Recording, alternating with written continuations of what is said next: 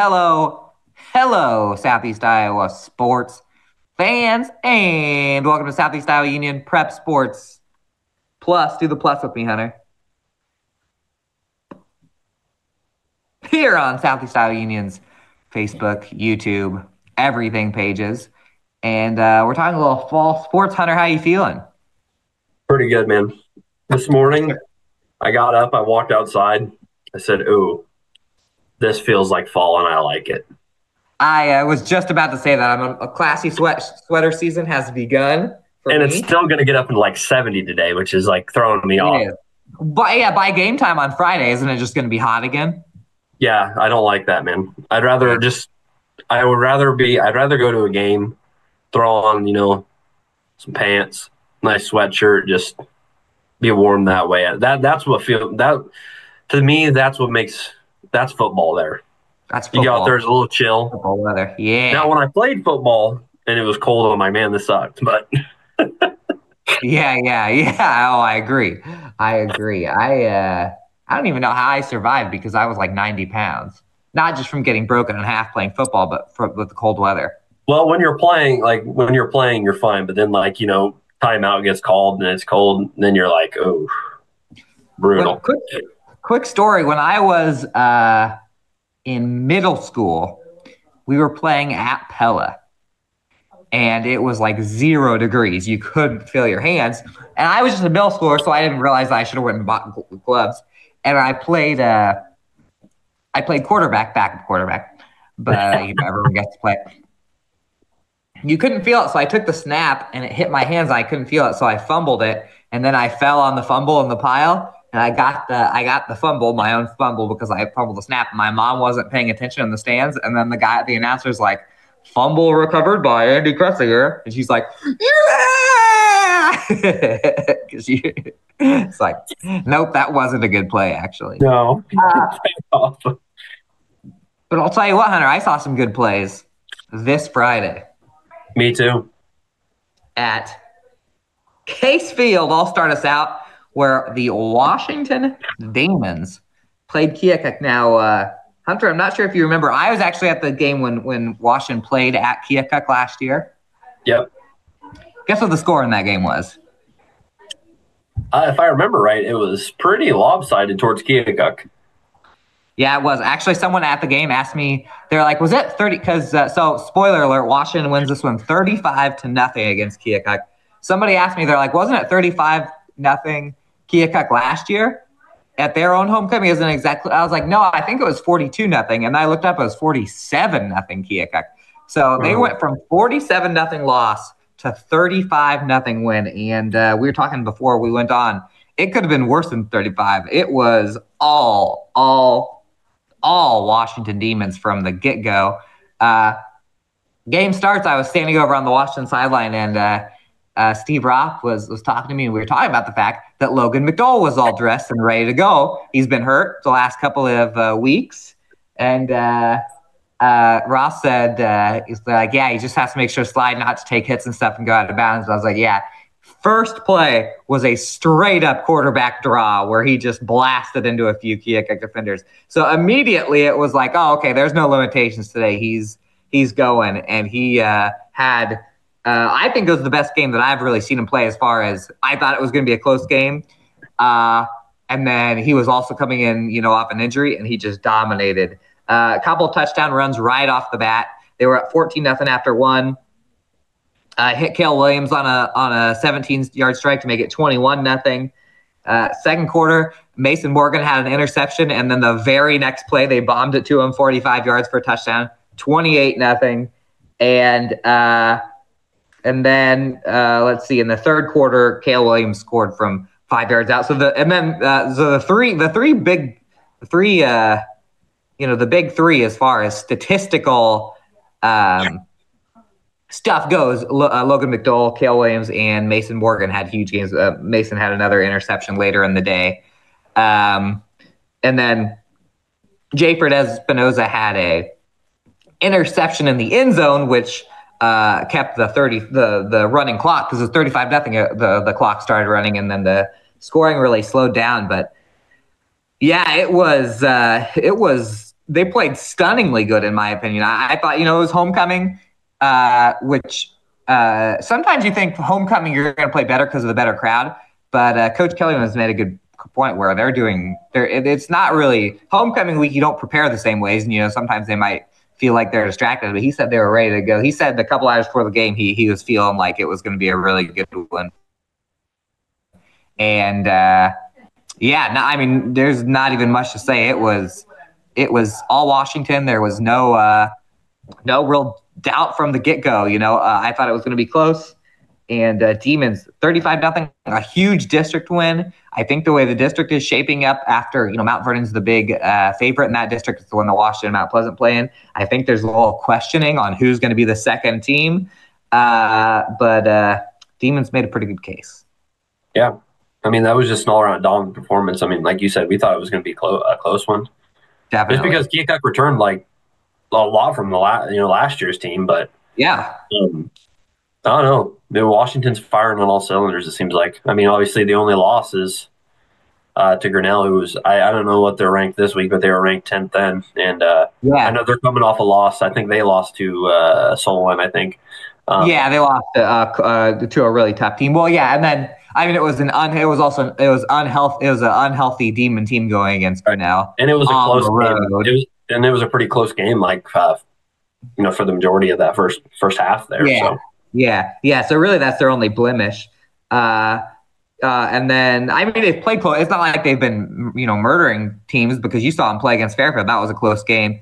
Yeah. They've had to win close games before, but this was if they can play like that, then watch out for the rest of the season. Yeah, they could be a real danger to the district, especially. And you were also celebrating homecoming. I'll tell you what, homecoming is not hard, dude. No, we had Fairfield and Washington and New London all last week. I was in Burlington for their homecoming. It's Mount Pleasant, which Bracewell Stadium in a homecoming environment. It's a pretty cool experience. Pretty solid. They have a cannon. I think about blows your eardrums out when it goes off. Hey, Fairfield used to have a cannon. It was like a tiny cannon that you didn't need, but I think it startled people. It was a loud cannon for how tiny it was. And they didn't have it when I watched them earlier against Mount Pleasant or against Fort Madison. So I remember them having that too. It scared me a couple times. Yeah, Burlington's was very loud. I was like, dude, it made me jump every time. But getting into Fairfield, obviously they're taking on Benton. For Fairfield, it's just been a tough season. They could very well be 4-0. All of their first games, the loss to Mount Pleasant to begin the season. Obviously, they beat Fort Madison, close loss to Washington, and then also to Keokuk. You're talking one possession, one possession and a field goal type games for the Trojans, and they take on probably one of their toughest, tests of the season thus far, in a very solid Benton team that only lost to Mount Vernon by 2 points. And Mount Vernon's ranked number 5, and obviously Mount Vernon played Solon who's number 1 to 1 point. You're talking a pretty solid Benton team. I know that their leading rusher was out of this game, but nevertheless, Fairfield gave them pretty much all they could handle for a quarter. It didn't start that way. Benton really early on looked like they were going to run away with it. On their first drive, they scored in just 4 plays, and then Fairfield got going. Fairfield likes to run it. They like to run between the tackles. They run the wing T there. Any three, it's kind of deceiving of who's getting the ball, and they went 23 yards on their first drive, but on the last play of that drive, Voss Richardson rolled out and was picked off, and the ball was taken back 51 yards for the Bobcat pick 6 to make it 14-0 in just 3 minutes, and you're sitting in this hole here, and you're playing a solid team. It's hard to come back usually, but Demon stood tall defensively and finally got some things going on offense. After back-to-back punts and forcing the Bobcats to turn the ball over on downs, Fairfield finally got some points on the board midway through the second quarter. They set off a 14-play drive culminated in 6 after an 11-yard QB keeper by Richardson. Used his speed to get around the edge and kind of beat the Bobcats to pile on. The Trojans' point after was blocked, so it was 14-6 there at the midway point. Really, just the defense was I would say, the biggest thing that kept them in the game in this one. On Benton's ensuing drive, the Trojans forced a field goal attempt, got a hand on it, so blocked it to keep it a one-possession game.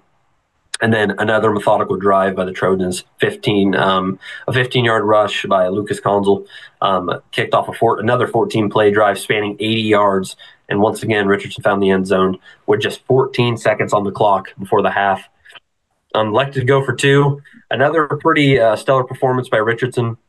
He rolled out right, and there was everyone was blanketed. There was no one open, and as he was getting hit out of bounds, he tossed the ball up, and Ethan Bisgard got it, and they were able to tie it up with 14 seconds left. So 14-14 at the half. And if you're Fairfield, playing a solid team like that, you're feeling pretty good. And then out of the break, took a minute for both teams to get going as the defense continued to shine. The Trojans threw another interception on their first drive, but were able to keep the Bobcats out of the end zone, even though they got all the way down inside their own 5-yard line there. Benton once again tried a field goal, but the snap was mishandled, and the Trojans took over on their side of the field. So there were a couple mishaps on field goals by the Bobcats, which allowed Fairfield to take over. And on a couple, they were able to capitalize. But if they were able to turn those more into points, could have been a different outcome from there. But Fairfield, another nice 10-play drive to get him over into Bobcat territory. Not deep into Bobcat territory, more to the midfield, but they were forced to punt once again. And that punt turned out to be Fairfield's best opportunity in the entire second half. Benton muffed the punt return, and Bisgard recovered at about the 20-yard line. However, Fairfield wasn't able to get the ball into the end zone. Only moved it 7 yards before turning it over on downs, and they never got a chance. Never got any closer than that.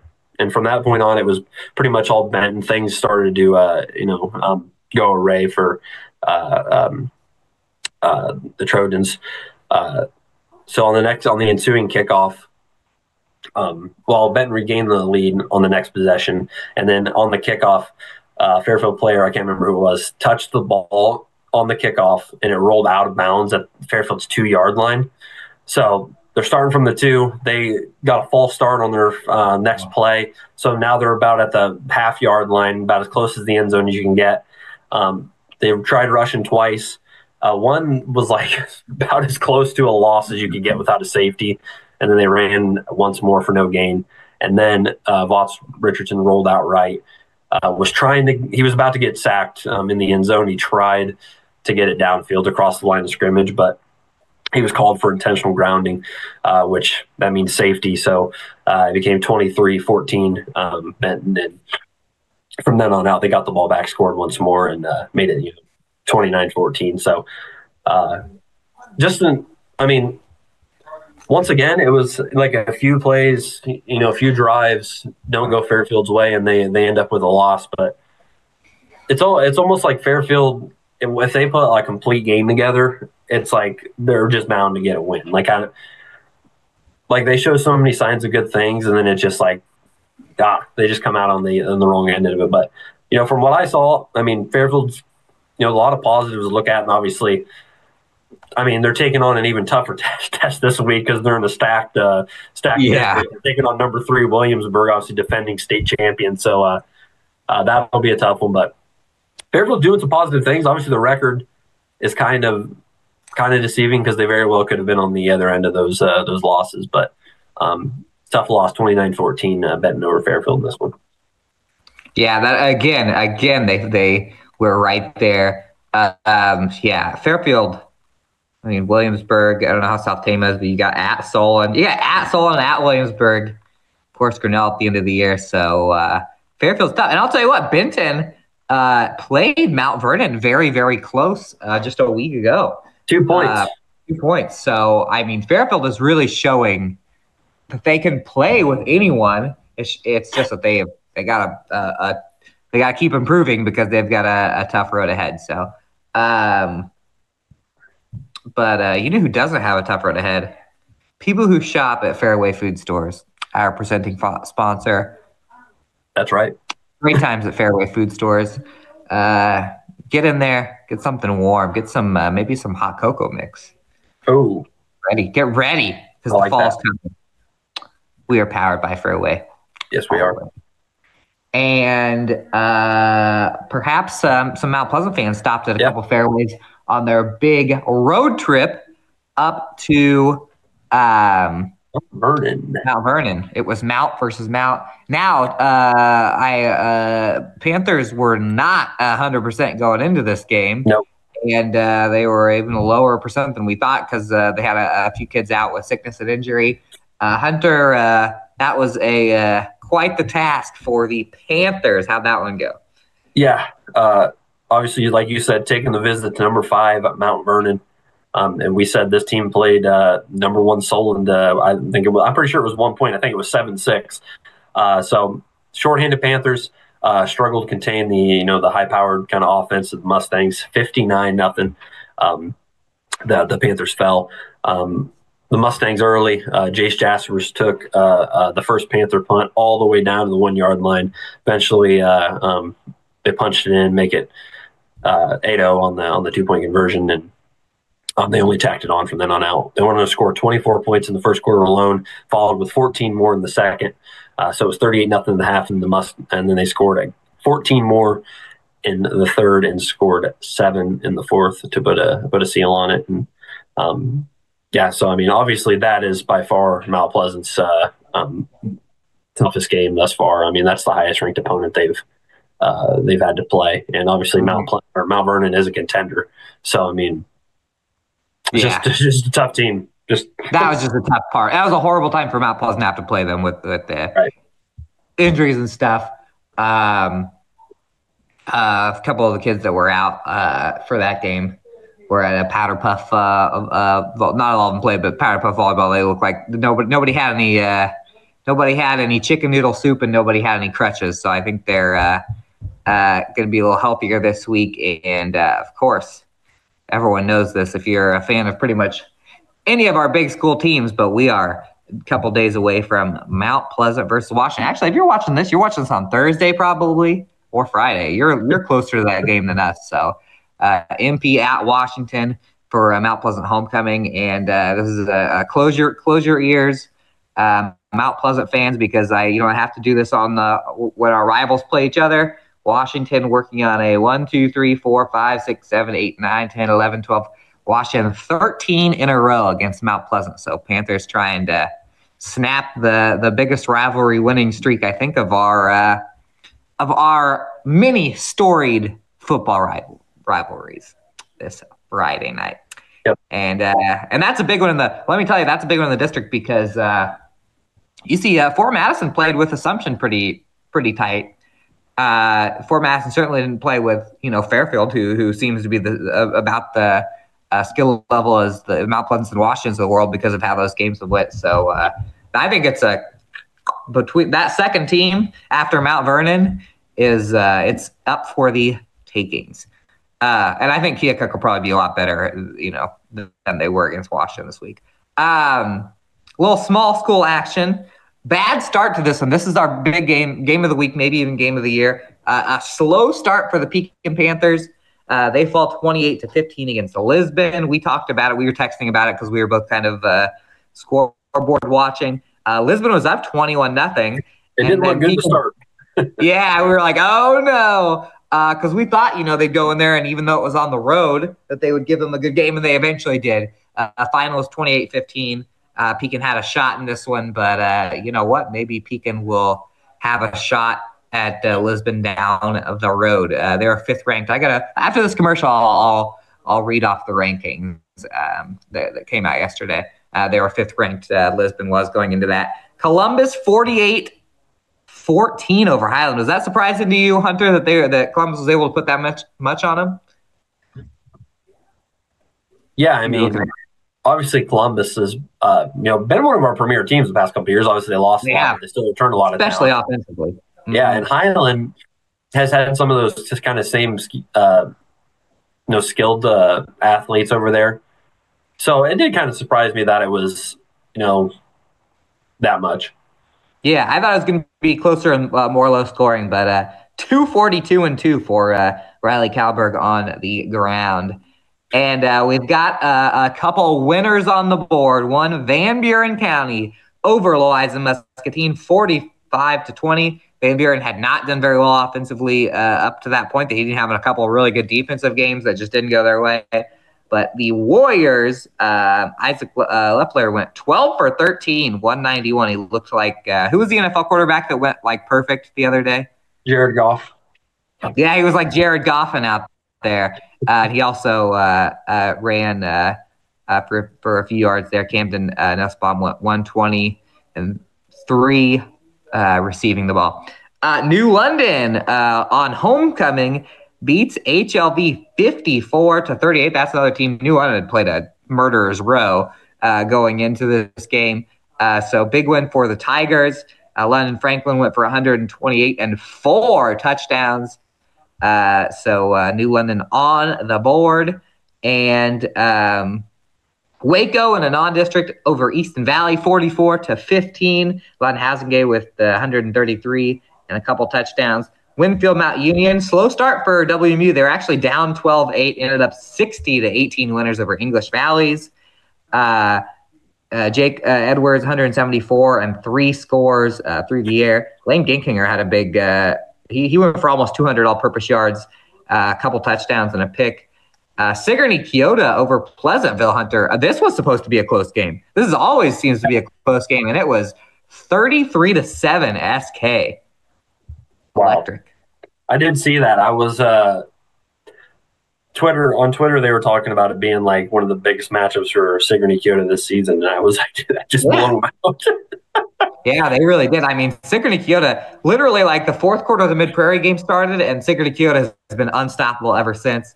Tough one for Cardinal, 39-0 Colfax Mingo. We thought that might be a game where Cardinal could get a win, but the Colfax Mingo defense stuffs the Cardinal there. And then Mid-Prairie against Davis County, 48-3 Mid-Prairie. Woof. Mid-Prairie is on fire. Wow. Mid-Prairie is dangerous. They're up to they're a top 10 in the BC Moore rankings right now. The computer rankings. Sigourney Keota's tied for 8th right now too. I'll tell you what, we might not have a team that is going to be ranked. When we come back from the commercial, I'll look through the rankings. I don't think we have anybody that's going to be ranked, but we have a lot of teams that are dangerous. Well, Sigourney Keota's ranked. Oh, Sigourney Keota is now ranked. Oh yeah, they're now ranked, tied for 8th. There we go. That's a nice little teaser when we come back. We're gonna dig into Sigourney Keota's ranking, and I'll even reveal where I ranked him, which I think goes around there too. So we'll be back.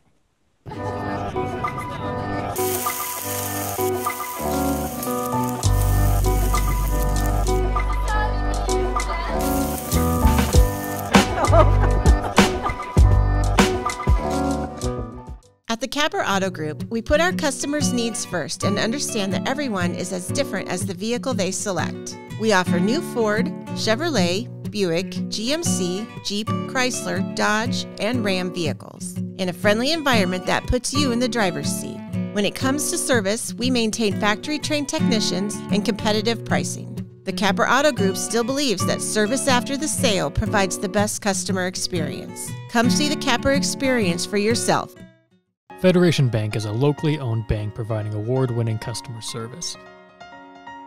We believe that we are more than just a federation of banks, but a federation of communities, serving Brighton, Richland, Wellman, and Washington, Iowa. Federation Bank's highly skilled staff is here to make sure you are able to accomplish your personal and professional goals, whatever they may be. Federation Bank, your family bank. Introducing Hy-Vee Market Grill, where every meal is a delight. Start your day with our mouthwatering breakfast options and savor flavorful lunches with friends and family. Cap off your day with our delectable dinners. Hy-Vee Market Grill, where every moment is delicious. Washington County Hospital and Clinics, providing quality health care that puts you first. Whether during a hospital stay, seeing a primary care provider for wellness exams or sick visits, minor surgery to a total joint replacement, or recovering from an injury, we're here when you need us. More than you expect for your health care. Washington County Hospital and Clinics. Welcome back to Southeast Iowa Union Sports, Prep Sports Plus. Powered by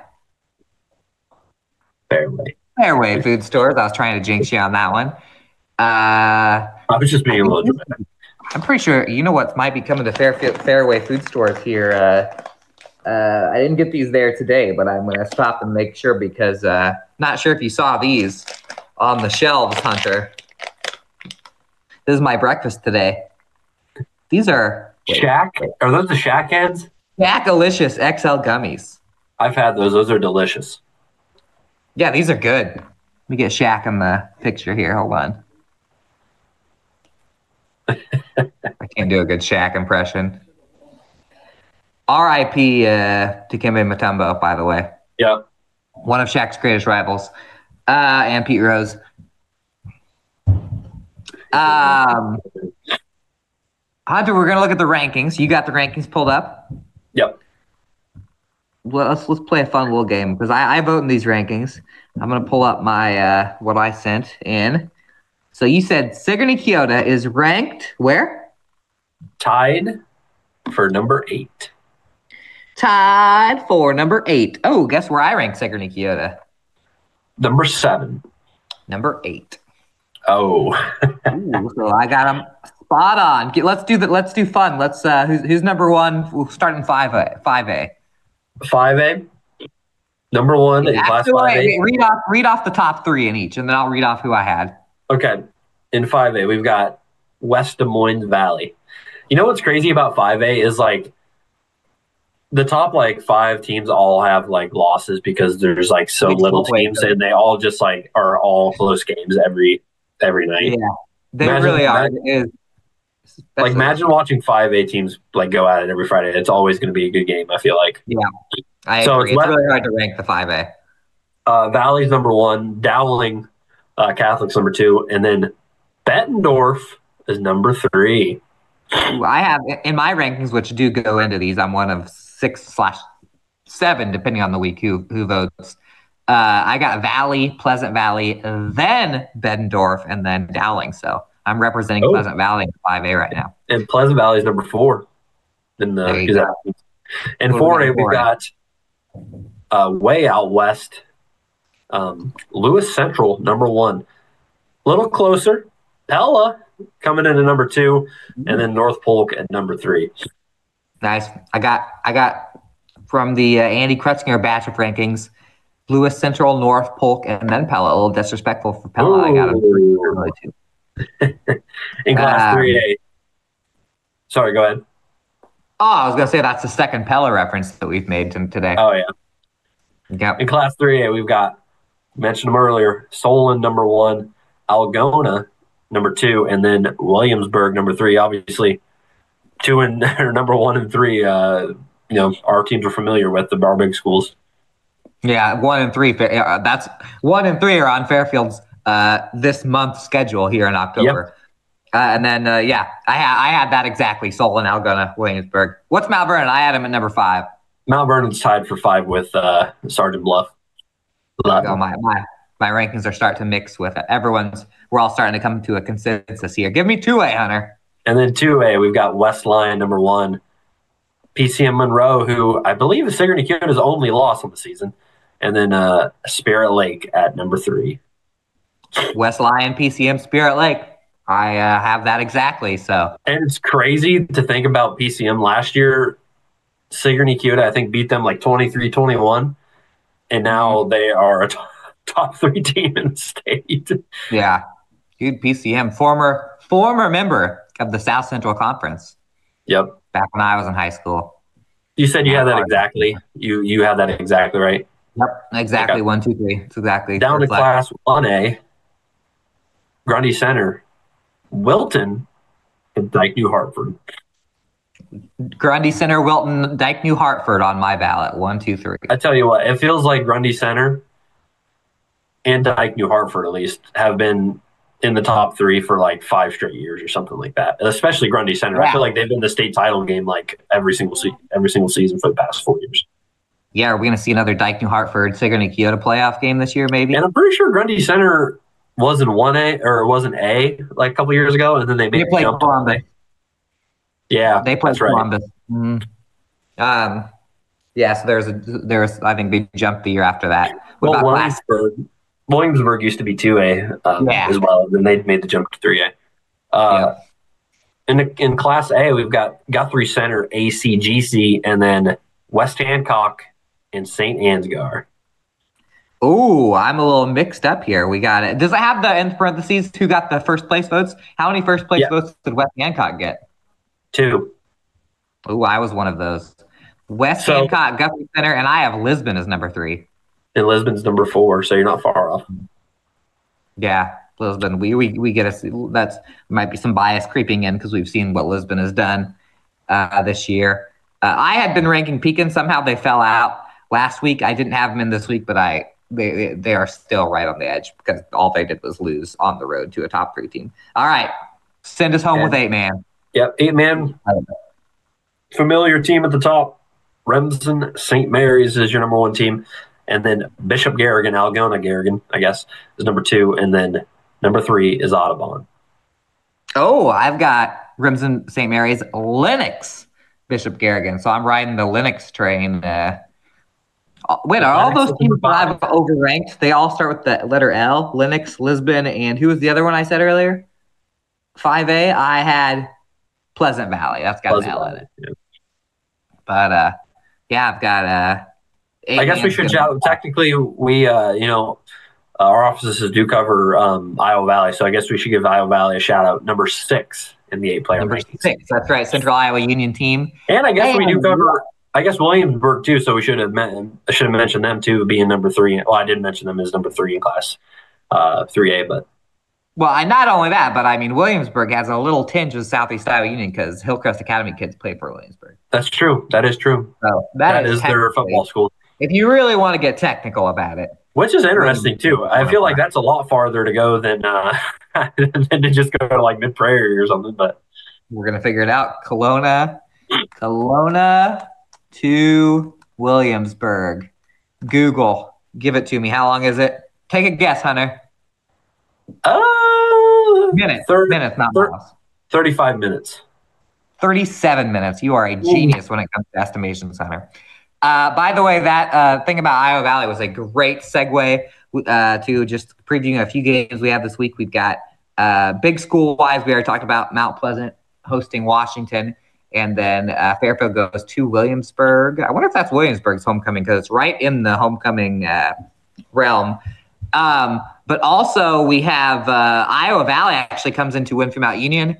That is huge for the district. If Winfield Mount Union can pull off the home upset against Iowa Valley, it'll be a 3-way tie at the top between them, Iowa Valley, and Waco. If Iowa Valley can beat Winfield, Iowa Valley's got a stranglehold on it. And Henry County Showdown, Waco at New London. New London at Waco. So I think one of us might be flying around up north going game to game. Pekin is at Highland, so that's 2 Henry County battles this week. Mid-Prairie's at Meepo. We got Van Buren County's hosting Danville. Who's Sigourney Kyoto got this week? And then Sigourney Kyoto and Cardinal, I don't think we've said. Sigourney Kyoto has October 4th at Pella Christian. Oh, that used to be, I remember a few years ago when Sigourney Kyoto went to Pella Christian, and they were ranked number 1, upset them.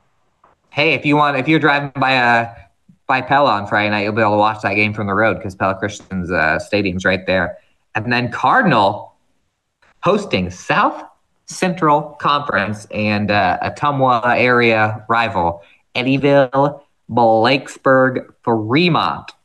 EBF is 1-4. We'll see if Cardinal can get there. Let's see if the offense can get flowing for the Comets against EBF.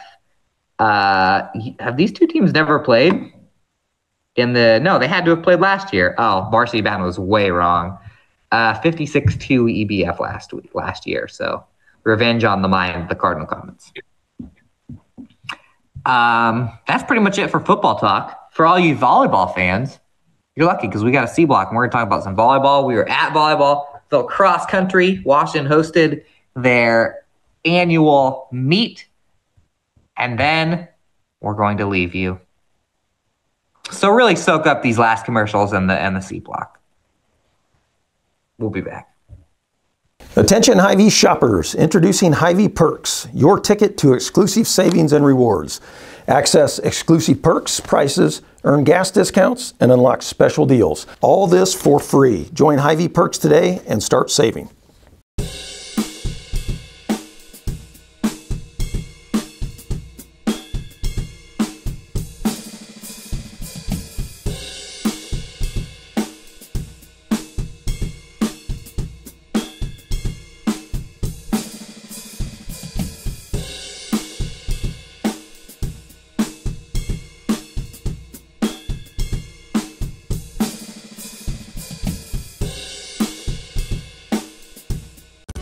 At SEISC Credit Union, we're all about making connections, like how we connect you with a flexible financing you need to install that all-season room or remodel your kitchen with a home equity line of credit. Connect with SEISC today and see why together is better. Hey, you want to see something really scary? Thrill, chill, and things that go bump in the night. The Freshman's House of Terror. In the heart of rural Iowa, where community matters most, the connections we make are made to last. Meet KCTC, your hometown internet, phone, and TV provider. At KCTC, we're not just about technology, we're about people. Our dedicated team are your neighbors, committed to bringing you top-tier services right where you live. We believe in giving back to the community that raised us. Experience the power of a real connection with KCTC. Join us in building a stronger, more connected Southeast Iowa.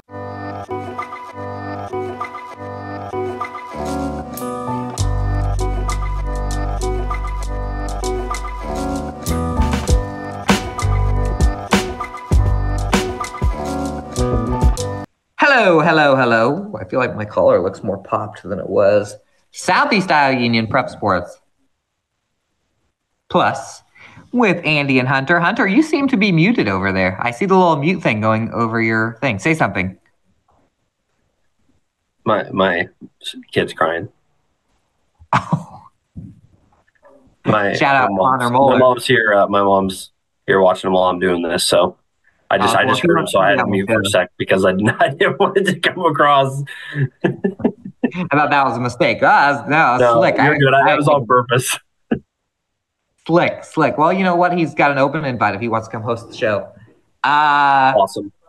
Hunter, I'll go first. I was at Mount Pleasant last night.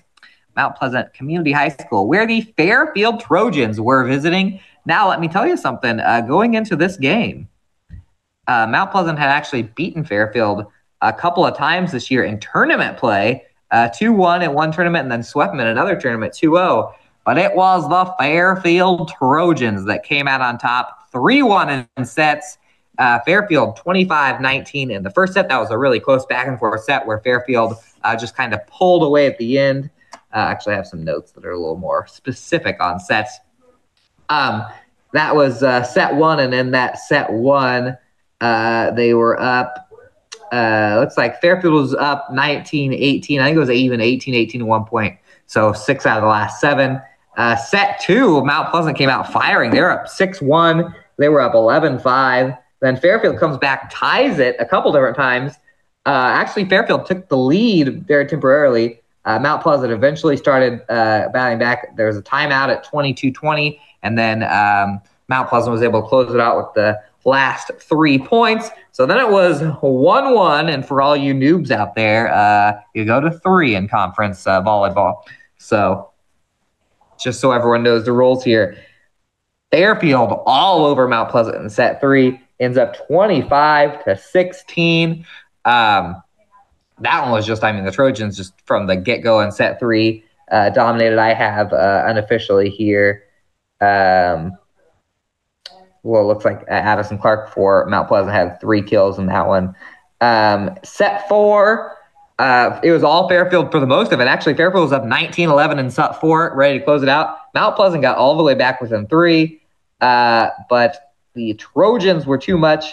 4 kills by Lily Berggren in the 4th set, including the game winner, little tip over, and the Trojans win 3-1, an SEC win for Fairfield, and move to 11-13, and that means in the Southeast Conference, the Fairfield Trojans have now won 3 games, putting them clinched for the number 3 seed in the SEC tournament next week.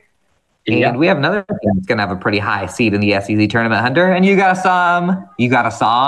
That's how my 3-year-old, that's how my 2-year-old, sorry, not even 3 yet, says saw. She says found instead of find. It's so cute. You seen them. You seen Washington last night, Hunter. How'd it go? Yeah, taking on Keokuk, who Keokuk's near the bottom of the conference standings, and Washington obviously competing for the one of the favorites for the title this season. 3-set sweep for Washington over the Chiefs, 25-16, 25-14, 25-17. Early on, Keokuk, hung with them at different points in the first 2 sets. Early on, it was pretty close. The Chiefs held a 5-3 advantage, but that deficit was short-lived. Washington followed with a 4-0 run to make it 7-5 and really never looked back. An ace from Layla Green and then a kill from Sarah Berto finished off an 11-3 run by the Demons to make it 14-8, and then Keokuk never had an answer. In set 2, the Demons took an early lead and once again never gave it up. They held on to just a 2-point lead at 7-5, but after Green, have you seen Layla Green play for Washington? Sure have. When they do the short sets for her, right over the net, my goodness, she can really put it hard. She brings a great energy to the front of the net too. Yeah, she's a great defender, but she was controlling the front of the net pretty much all night long, with blocks and then little whenever the ball was just kind of lofted and set in front of right on the top side of the net, she would just hit it down. But a kill from her kick-started what would be in a 16-7 run to make it 23-12, and really that was all she wrote in the second set. In set 3, Washington looked like they were going to run away with it. A late messenger kill gave them a 9-5 advantage, but Keokuk comes storming back at 9-3 run to give itself a 14-12 lead. But once again, Washington finishes strong. A pair of kills from Green gave the Demons back the lead at 15-14, and they never let the Chiefs get back into it. Green, Messenger, and Taylor Misk all notched kills in a 5-0 run to make it 21-15, and then the Demons ended up scoring the final 4 points to close it out there. So late Messenger, 14 kills, Layla Green, 12, Karissa Miller with 34 assists, Ellie Farmer, 18 digs, Messenger with 10, Green and Colby Griner each had 2 aces. So Washington 4-1 now in Southeast Conference play, 11-10 overall. And obviously they have the second seed in the tournament. They're going to be actually playing Keokuk once again in the first round of that tournament. And obviously Burlington gets a sweep of Fort Madison last night, and they have yet to lose in conference play. So they are the number 1 seed in the conference tournament, which will be in Keokuk next Tuesday. So, and I believe the second round's in Burlington, I think, the final round. I think you got that right. Which is a little bit better drive for us. It is a better drive for us, but it's bad news for Washington because obviously they set it up where the very last game is the top 2 seeds. I realize that while you're talking, that it's going to be in Burlington, and Burlington and Washington will be in the closer. I don't know if that'll be that's not always for the championship. We say this every week, Hunter. Does the regular season in the SEC volleyball slate actually matter? Not really.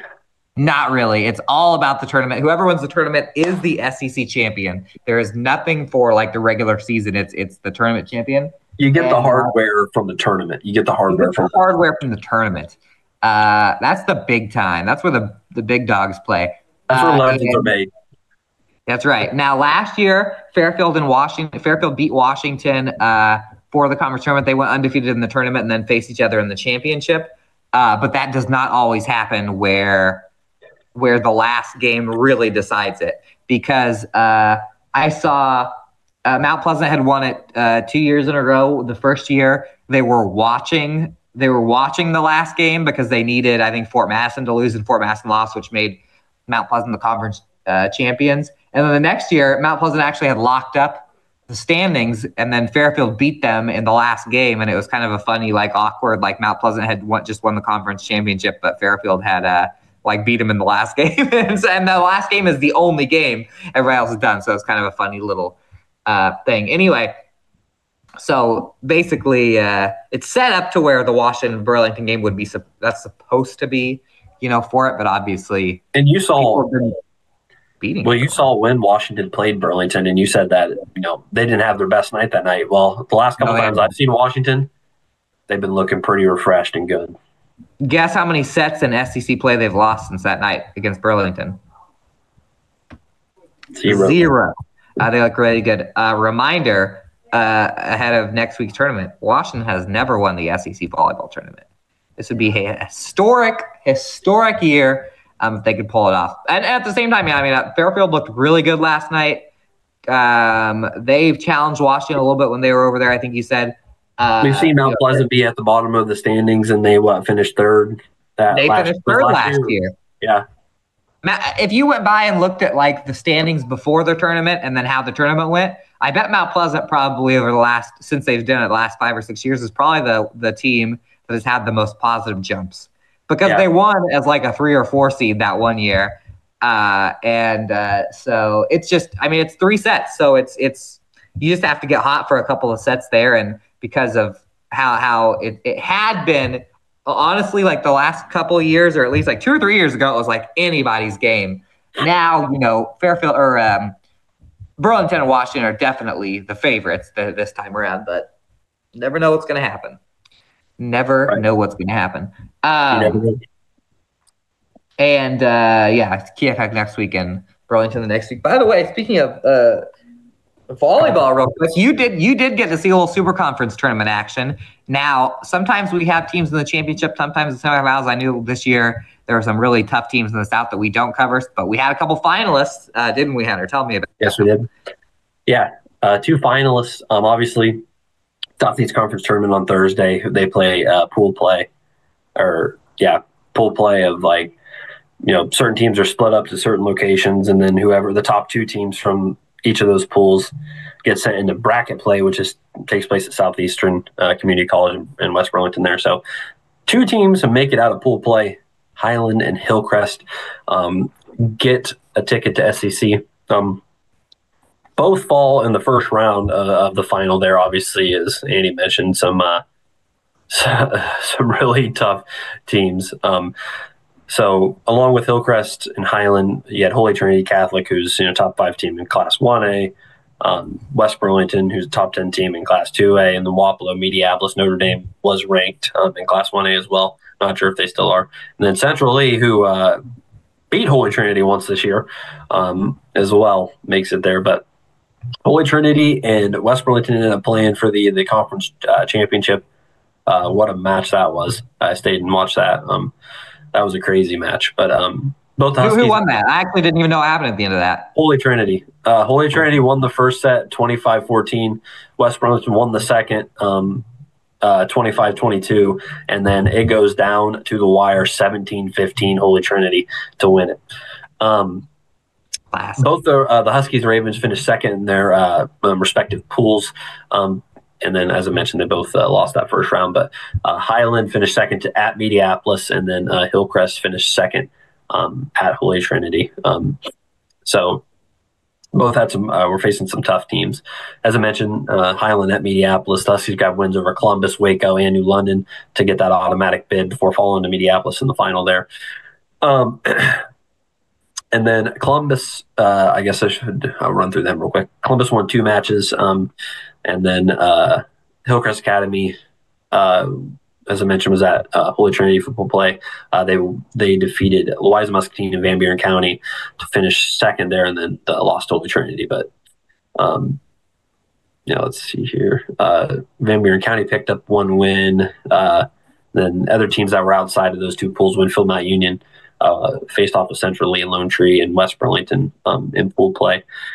The Wolves got one win over Lone Tree, and then Pekin suffered a pair of losses as well in a pool with Wapello and Notre Dame, so lost to both of them. And New London was at Mediapolis as well, and New London's got one win against Waco.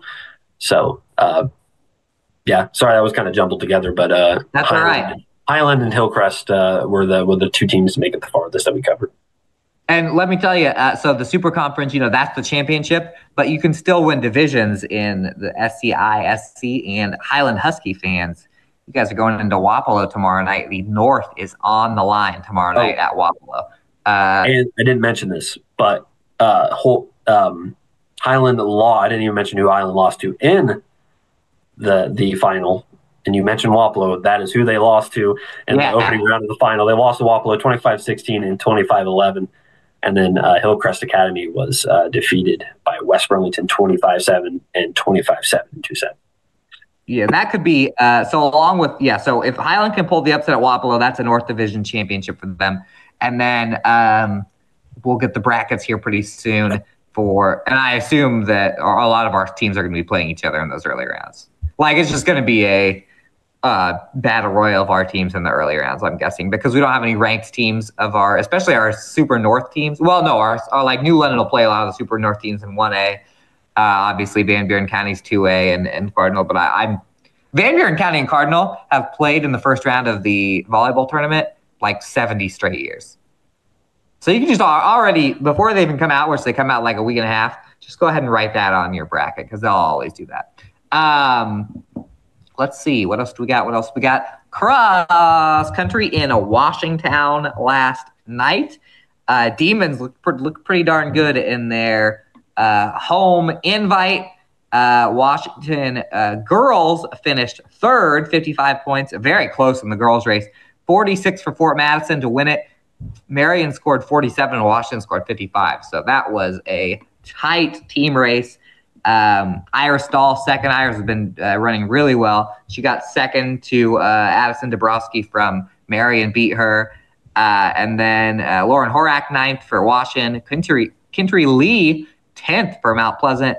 Josie Dykstra, 11th for Waco. Kendall Hendrickson of Washington got 12th. Let's see if there's any more top 15. Quincy Griffiths snuck into the top 15 with a 15th place finish. And Alex Joe Stewart of Fairfield hits 16th, right ahead of Olivia Anderson for Washington. So top 16, we had 4 different schools.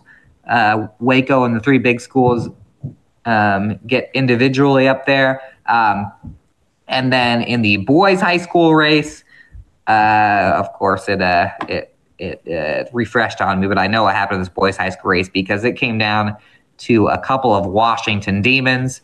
Tyler Alderton nips Andrew Reese by about this much. I think Tyler's hair is a little bit, maybe it goes out, sticks out a little bit like this. I think it was 0.2 seconds. Hold on, I have to refresh to get the exact number on this one. But boys-wise, Washington boys looked really good. Ed, I'll tell you what, it's beginning to be the Washington versus Fort Madison and cross country is heating up. Tyler Alderton finished in 16 minutes, 43.02. Andrew Reese, 16 minutes, 43.64. Jude Dykstra for Waco got third. Sawyer Chance from Washington got fourth. Locken Hendrickson from Mount Pleasant got seventh. Ethan Hotchkiss and Parker Chance, 8th and 9th for Washington. And so in the team standings, the Washington boys beat Fort Madison. They scored 24 points. Fort Madison with 49. Fort Madison had beaten Washington earlier in a couple races. So here we go. We got a clash in cross country this year, girls and boys. Yeah, we knew it was going to be a tight one. We would do. Oh, and by the way, I try and get for middle school cross country boys. Jack Shepard of Washington gets second. Kylan Parrish of Mount Pleasant gets 5th. Elijah Hamilton of Fairfield gets 6th, just trying to keep the middle schoolers. So we're ready for when they jump into the high school ranks. And Avery Fedler of Mount Pleasant wins the girls race by almost a minute. Macy Carter 2nd. Sophia Luan for Washington 3rd. Macy Carter is a Waco kid. Elodie Rawson for Mount Pleasant 4th. So we got some big names coming up because that's Avery Fedler is going to be like competing to win like right out the gate. She wins pretty much every middle school race by like a minute. And I'll tell you what, that doesn't happen often, but when it happens, usually that kid is pretty strong when they get into high school. Let's see, who do I remember winning all those? Back way in the day. I mean, Washington for a while. The Washington girls that are in right now for a while, it was like, oh, these Washington middle school girls just keep dominating. And then we have Mid-Prairie girls. We knew Mid-Prairie was going to be super good they always are, but last year we'd go to the middle school race would be, and then you have like 5 Mid-Prairie girls for everybody else. So you can kind of see it in everything. You can kind of see it, but it's a little more in cross country because you have the middle schoolers go right before varsity. It's almost like if there's an 8th grade game before the varsity game in basketball or something, you'd be like, oh, these guys are pretty good. Pretty much all we got. Any other thoughts, Hunter? Nope. Shaq. Shaq Passick, 29 points. Remember that commercial? Shout out Shaquille O'Neal. You gotta just cut ties. Big Diesel. I know you both went to LSU. The Big Diesel. Big Diesel. The big Aristotle. There you go. We could probably go back and forth on that.